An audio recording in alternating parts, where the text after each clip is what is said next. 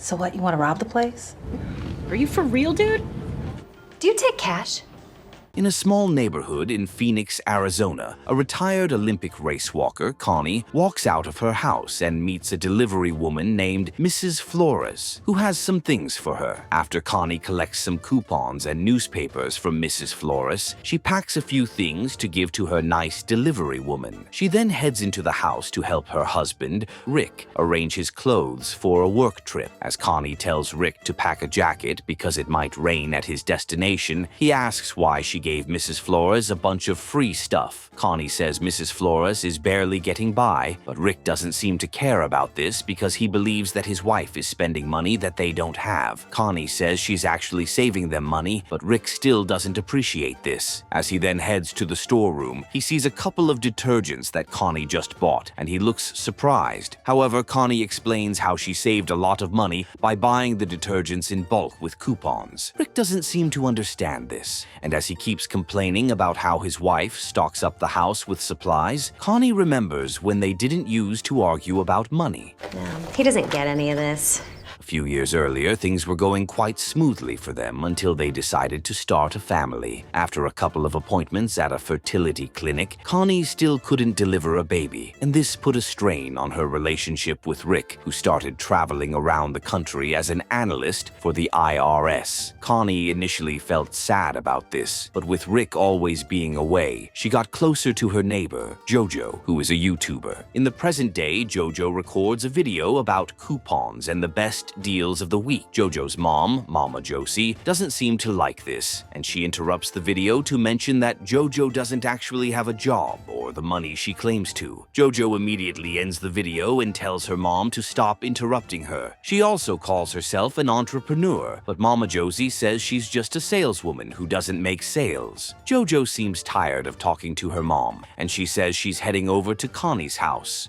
Maybe you should try to make every day count. Mama Josie sounds concerned that her daughter and Connie are always spending time together, carting around all kinds of coupons. Jojo doesn't seem interested in arguing with her mom, and she picks up her box of coupons and heads out. Just as Jojo gets to Connie's house, Rick is already on his way out, and he jokingly calls her a savior of savings. Jojo doesn't like this, and she says she's sure that no one is ever happy when they see him. Rick just laughs this off and leaves the house, while Jojo heads in to meet Connie, who is arranging some of the coupons she just got. After talking about the deals they found this week, Connie heads to a local A&G Family Mart to buy a few things. When she gets to the checkout desk, she tries to engage the cashier, Greg, in a conversation, but he doesn't really seem interested in talking to her. After he tells Connie the price of everything she bought, she gives him her stack of coupons, and he looks surprised by how many she has.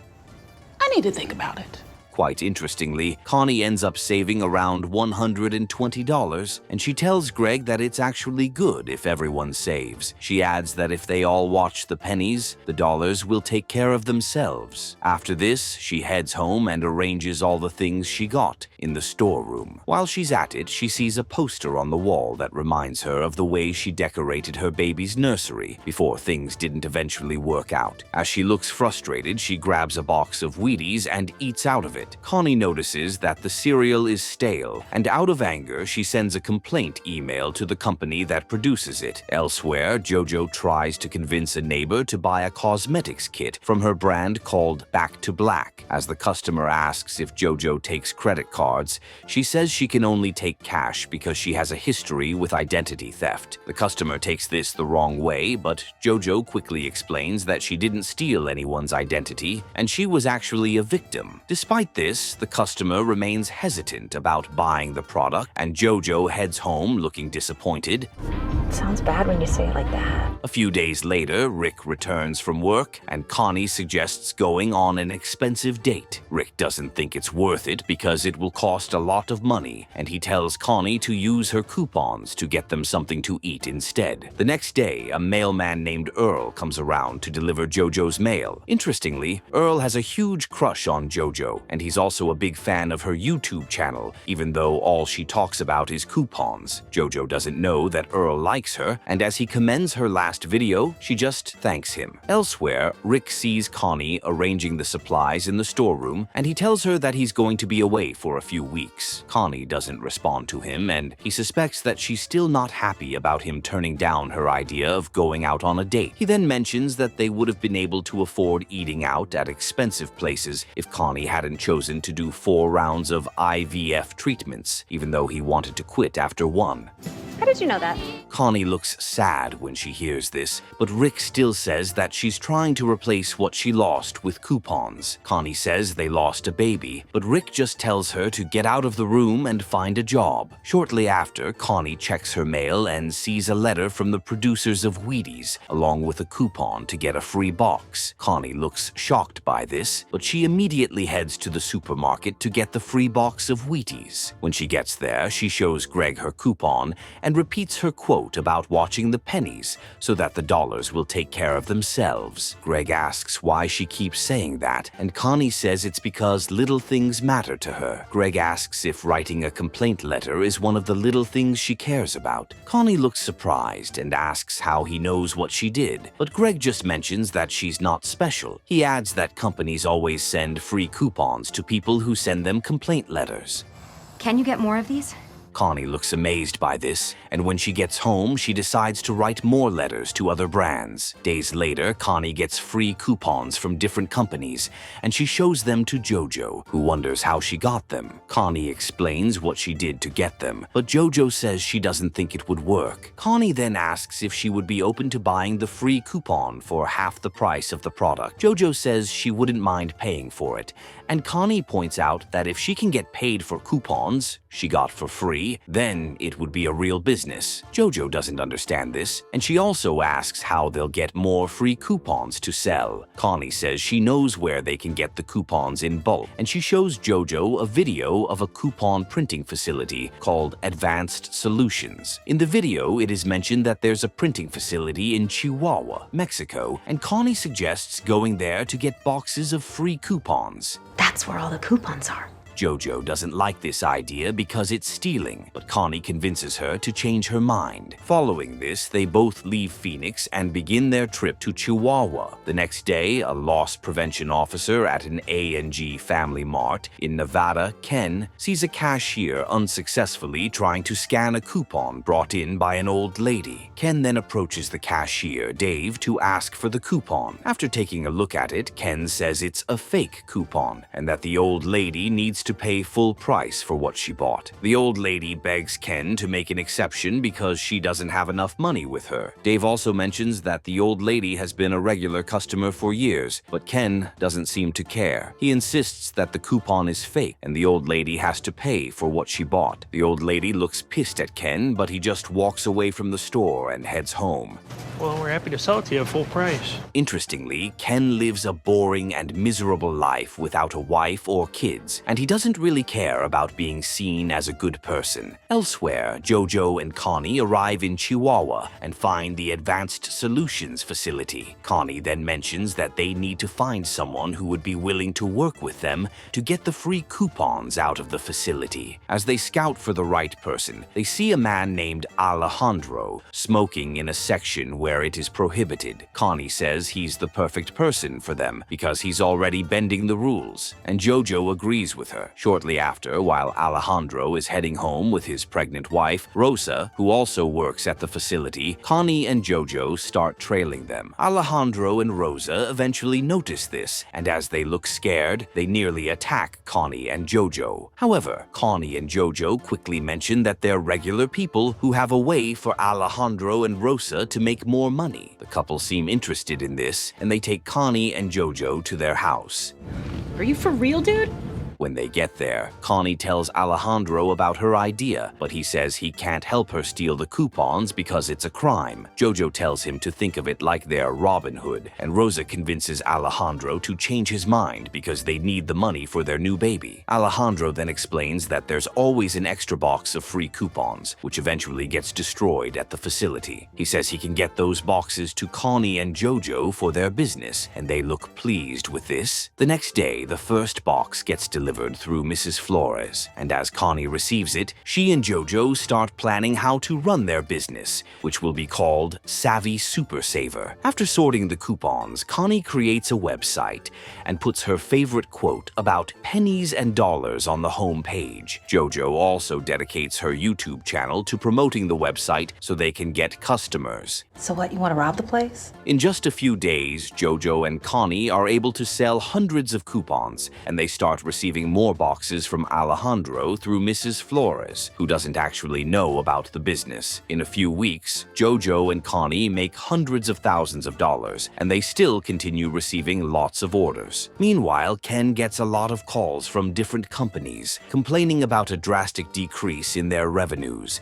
because people are now buying their products with free coupons. Ken looks shocked by this, and he starts trying to figure out what's happening. After a while, he finds a customer who used a free coupon recently, and he gets her to tell him where she got it. The lady doesn't initially reveal anything, but when she realizes that he's not a cop, she tells him where she bought the coupons. Ken then checks the website when he returns to his office, and he sees the quote on the home page. Days later, while Jojo and Connie are lamenting about receiving hundreds of orders daily, they get a message notifying them that their PayPal business account has been frozen. They both look scared and worried because they already have a lot of money in the account. Are you talking to me, ma'am? Shortly after, Connie calls a PayPal rep and learns that the account will be unfrozen if they're able to prove that they're running a legitimate business. Jojo laments that they won't be able to prove it, but Connie says they just need to find someone who is experienced in something like that. Jojo looks confused, but Connie suggests calling the hacker who stole Jojo's identity a while ago. Jojo doesn't think it's a good idea, but Connie says they have to try. Following this, they call the hacker, Tina, who comes over to pick them up so she can take them to her place. On the way, Jojo complains about how her stolen identity has affected her, and Tina apologizes for this. Shortly after, they arrive at Tina's hideout, and she asks how the ladies have made so much money from selling coupons. The ladies then tell her about the business, and she looks surprised. Tina also notices that they have saved all their money in the same account, and she suggests spreading it into separate accounts. Do you have any idea how many Cheerios a 1-year-old goes through? After she sees the Savvy Super Saver website, she complains about it being too basic because it could be traced back to them. She adds that she'll take down all of Jojo's videos promoting their business because it's unnecessary. Jojo doesn't really support this, but Tina says she can't have anything online that ties her to the business. She also mentions that they need to rent a stash house for their business instead of working from Connie's house. The ladies like this idea, and Tina says she'll get them fake IDs so they can open multiple accounts and apply for credit cards. She adds that all the money they have is dirty, and they can't just go around spending it yet. She tells them to wait for 6 months and ensure that they aren't raising any alarms with whatever they're doing. As she calls them Queenpins, they seem impressed and more focused on that. They then ask if Tina can repeat everything she just said so they can take notes because they didn't get it the first time. Tina says she can't, and she offers to continue helping them if they give her 10% of whatever they make from the business. Jojo doesn't like this, but Tina says she's worth it.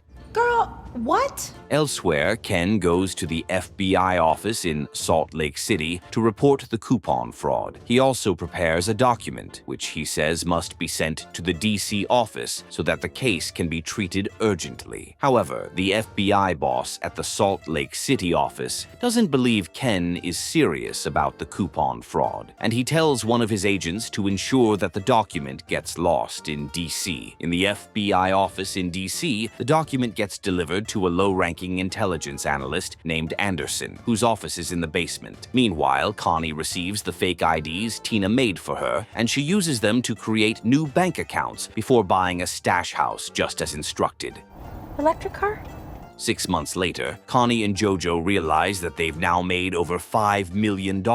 They look incredibly happy, but Connie suddenly remembers that Tina said something about the money being dirty. The ladies then decide to call Tina, but her number doesn't go through. As the ladies wonder what they'll do next, Connie remembers a story that Rick once told her about a guy who embezzled a lot of money and cleaned it by buying expensive things and selling them. Jojo thinks it's a good idea, and she tells Connie to go to the bank to withdraw all their money. The next day, Connie goes to different banks and convinces the bank managers that she's the CEO of Back to Black. Since it sounds like she's a legitimate businesswoman, she's able to get all the money. After this, Connie calls Rick to ask what he would buy if money wasn't a problem. Rick says he would buy a Lamborghini, and Connie and Jojo head over to a private dealership to buy a couple of expensive cars. They also buy a private jet and a lot of expensive guns, which they plan to resell to clean their money. I think she's using a burner phone. Elsewhere, Anderson calls Ken to ask about the coupon case. Ken seems pissed that the FBI is just calling him about the case, but Anderson says he's only a regular analyst with no field experience. He adds that after looking at the case, he has discovered that nothing on the website is traceable to anyone. As he suggests that the coupon fraud isn't real, Ken says the scammers have been sending the coupons through the mail around the country. When Anderson hears this, he asks if the coupons were really sent through the postal office, and Ken confirms this. Anderson then gets an idea and says that help is on the way. Days later, a postal inspector named Simon meets up with Ken, who seems disappointed that an FBI agent wasn't sent to handle the case. Simon says he's a federal agent and that all issues related to the postal office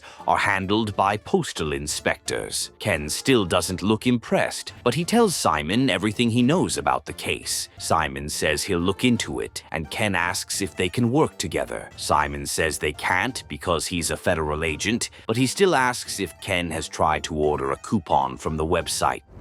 We'll take them all. Ken says he hasn't, and Simon says he'll start from there. Meanwhile, Connie tells Jojo to follow her to a fertility clinic because she wants to try for a baby again. She adds that she can't tell Rick to follow her because she doesn't want him to know about it. The next day, they head to the fertility clinic, and the doctor tells Connie that this is her last chance to get pregnant. Connie then says she would like to get a sperm donor because she doesn't want to use Rick's anymore. The doctor says it's fine, and he sends Connie and Jojo to a nurse who can show them the available samples. Elsewhere, Simon orders a coupon and realizes that it's coming from Phoenix. Ken says he knows the area well and can help Simon find the criminals, but the postal inspector still has doubts about this. However, they eventually head to Phoenix together, and on the plane, Simon talks about how important the postal service is. Ken doesn't think it's important because he believes letters are outdated, but Simon reads him a really old letter that a soldier sent to his wife from the war front.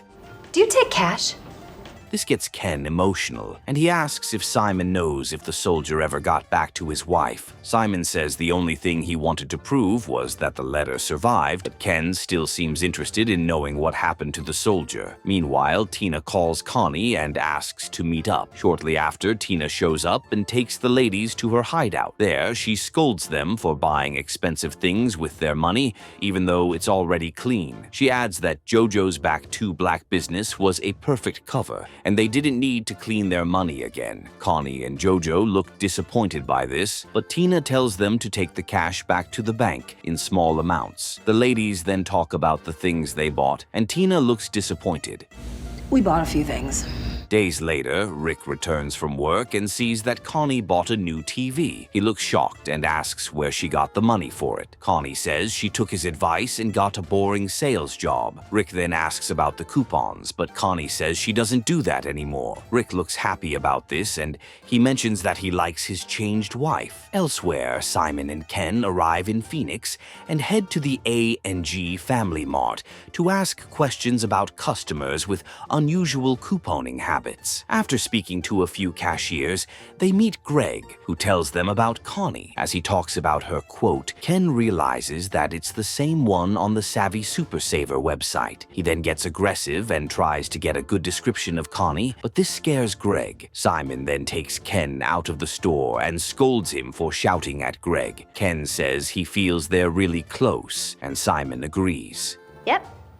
Connie 2.0. The The next day, they head to the nearby mail company to ask the mailmen if they've heard anything about a coupon counterfeit ring. One of the mailmen then points out that Earl is the only person who talks about a girl who makes videos about coupons. Earl immediately denies this, and even though Simon and Ken ask him more questions, he doesn't give up any information about Jojo. The next day, Simon and Ken trail Earl while he's delivering mail in his assigned location. When he gets to Jojo's house, he looks scared that she's in trouble, so he writes her a letter and adds it to the ones he's about to deliver. Interestingly, Jojo isn't at home, and Earl drops the mail with Mama Josie. As he tells her to make sure Jojo reads the first letter because it's urgent, she ignores him. He looks disappointed by this, and Simon and Ken notice that something is off. As Simon checks his database, he realizes that Jojo and Mama Josie live there. Since Jojo might be the person they're looking for, they decide to wait at a distance to watch the house.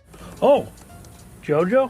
Elsewhere, Connie and Jojo find some men to buy their guns at a discounted price. When Jojo returns home, she dances outside the house, and Simon and Ken look confused. Ken suggests arresting her right there, but Simon says they can't do that because they don't have evidence. The next day, as she leaves the house, they follow her until she gets to the stash house. Connie also parks her car there, and as Simon and Ken see her, they notice that she matches the description that Greg gave them. Shortly after, they meet up with Anderson and do some extra research to figure out that Connie and Jojo are really the ones behind the coupon scam. With enough proof, Simon and Ken work with the cops to plan a raid to catch Connie and Jojo. That night, Jojo decides to check the letters she received recently. Coincidentally, Earl's letter is the first one she reads, but before she realizes what he's talking about, the cops raid the house and arrest her. They also go to Connie's house to arrest Connie. Shortly after, at the police department, Mama Josie tells Simon that she always knew Jojo was doing something shady, and she's ready to cooperate with the cops. Rick is also brought in for questioning, but he says he had no idea about his wife's involvement in the coupon fraud. After Jojo's YouTube videos are recovered, she's unable to deny her involvement in the scam.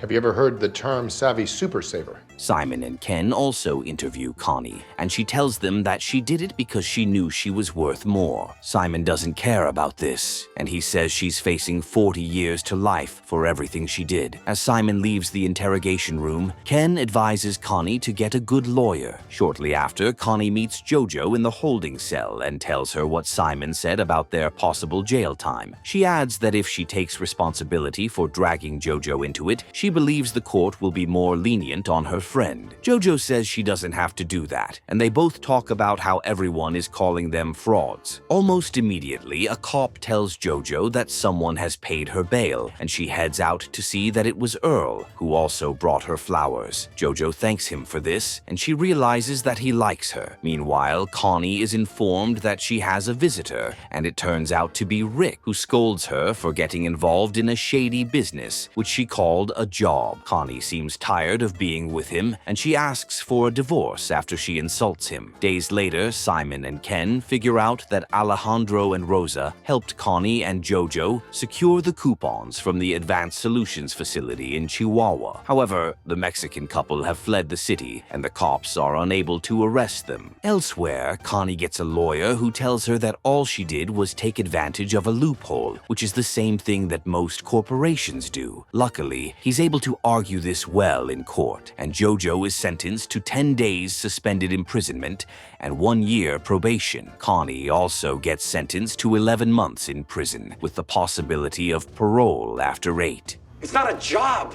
Connie and Jojo look pleased with the judgment, but Simon and Ken cannot believe it. As they complain about this outside the court, they're informed that all the companies involved pressed for leniency to avoid bad press. Ken isn't happy about this, but Simon says they did the best they could. Before he walks away, he reads another letter from the soldier's wife, confirming that he survived the war and was on his way back at the time she wrote it. Ken looks happy to hear this, and he decides to start working toward becoming a postal inspector. He also joins a dating app and finds a match for himself. Meanwhile, Rick and Connie get divorced, and Jojo finds some of Connie's boxes, which she used to save some money at home. This made her really happy, and after she begins a relationship with Earl, they move to Montenegro to restart the coupon scam because the country doesn't extradite suspects to the United States. Elsewhere, Connie has now become heavily pregnant after her last IVF attempt. She also seems really happy as she looks forward to her release so that she can rejoin her friend in Montenegro. After Connie gets tired of her husband's frequent complaints, she figures out a way to get free coupons so she can sell them online. She then teams up with Jojo to make it a real business that eventually makes them millionaires. Unfortunately, their business gets noticed by a loss prevention officer who works with a postal inspector to get them arrested. Despite this, the ladies get a good lawyer to defend them, and with Connie about to finish her sentence, she gets ready to meet up with Jojo to continue the business in Montenegro.